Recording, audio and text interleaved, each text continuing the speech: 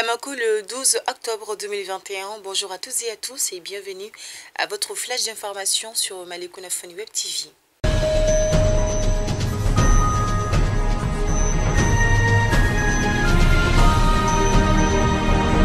Le ministre malien des Affaires étrangères, Abdoulaye Diop, a jeté lundi de nouveaux doutes sur la tenue des élections à la date prévue de février 2022 en rejetant les dictats des partenaires de son pays. M. Diop a laissé entendre que les scrutins présidentiels ainsi que législatifs du 27 février pourraient ne pas se tenir si la situation sécuritaire n'est pas prise en charge.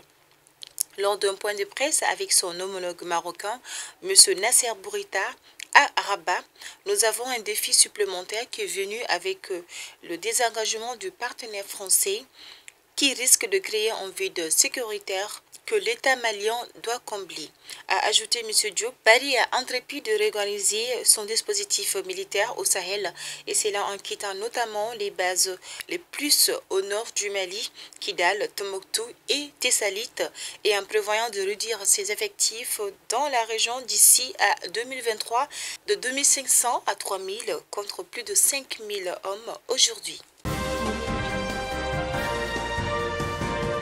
À l'ADEMA PSG, la guerre des clans a commencé plusieurs fois repoussée.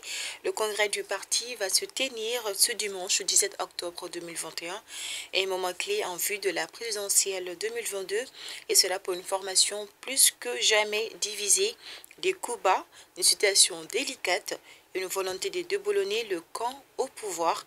En coulisses, les militants de cadre de la ruche décrivent avec sévérité l'ambiance qui règne au sein de l'Alliance pour la démocratie au Mali, parti africain pour la solidarité et la justice, ADEMA PSG, à quelques jours du congrès de la formation, au cours duquel des instances dirigeantes doivent être renouvelées, un moment décisif en vue de la prochaine présidentielle toujours prévue pour février 2022, même si les risques sont chaque jour de plus en plus grands. La désignation du nom du prochain chef de l'ADEMA déterminera en effet le positionnement du parti qui n'a plus tenu le pouvoir depuis l'an 2002. Présentera-t-il un candidat issu de son rang ou soutiendra-t-il un électron libre? Dans une déclaration publiée ce lundi 11 octobre 2021, le collectif des membres du Conseil national de transition CNT proteste contre la lettre circulaire du président du CNT, le colonel Malick Diaw, qui ne reconnaît pas la légitimité du collectif. Il affirme que la dite lettre n'a aucun fondement juridique et ne fait référence à aucun article du règlement intérieur du CNT. Le président du Conseil national de transition CNT avait rappelé à l'ordre certains de ses collègues du CNT dans sa lettre circulaire numéro 005 EP-CNT.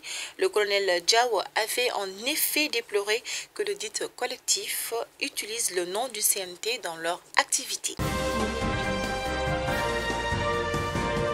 La synergie des syndicats de l'enseignement et le gouvernement sont à couteau tiré depuis plusieurs mois, handicapant le cours normal de l'école.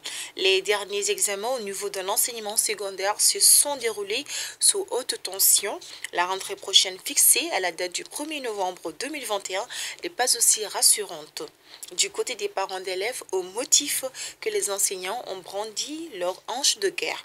Madame la ministre de l'Éducation nationale a échangé hier lundi 11 octobre 2021 avec les syndicats des enseignants et cela en vue de dissiper les nuages noirs qui assombrissent l'école malienne. Il s'agit concrètement pour Madame la ministre de l'Éducation, Madame Sidibé Dédéou Ousmane, d'échanger avec les enseignants sur les difficultés du moment en vue d'une rentrée inclusive. Il ne revient qu'au cours des échanges où Madame la ministre a rappelé les priorités de son département qui sont de permettre à chaque enfant de bénéficier d'une éducation de qualité. L'atelier dite de refondation de la presse au Mali a débuté hier lundi 11 octobre 2021 à la Maison de la Presse sous la présidence du ministre de la Communication, de l'économie numérique et de la modernisation de l'administration, Maître Aruna Touri. Son collègue de la refondation de l'État, Ibrahima Ikassa Maïga, a aussi pris part à la cérémonie d'ouverture, tout comme Ahmed Cissé de la Haute Autorité de la Communication HAC et les représentants des fêtières de la presse conduite par M. Bandjougou Danti. La rencontre qui va durer pendant 4 jours bénéficie de l'accompagnement de plusieurs partenaires techniques ainsi que financiers, parmi lesquels le GPAC, GHR, la Fondation Hirondelle, l'UNESCO, l'UNICEF, la Fondation Friedrich Ebert. Dans le cadre de la traditionnelle ouverture de la saison sportive 2021-2022, la Fédération malienne de football, en collaboration avec son sponsor officiel, prévoit d'organiser le dimanche 27 décembre 2021 au stade Modibo Keïta la Super Coupe Ben Oumarsi qui mettra le stade malien double vainqueur championnat du Mali et la Coupe Mali lors de la saison dernière face à Binga FC, son défunt en Coupe du Mali. Les deux équipes sont engagées dans les compétitions de la CAF pour les préliminaires, les ligues des championnats et Coupe CAF. Cette super coupe intervient au moment où Binga FC valide son billet pour le second tour, autant pour le stade malien qui rencontrera Oronia de la Guinée pour le tour de suite. Cette super coupe est placée sous la présidence du président de la transition. C'est ce qui me fait donc à votre flash d'information d'aujourd'hui. Nous vous remercions de nous rester fidèles. Surtout, restez bien connectés sur Malick Ounafenio TV et bonne suite du programme.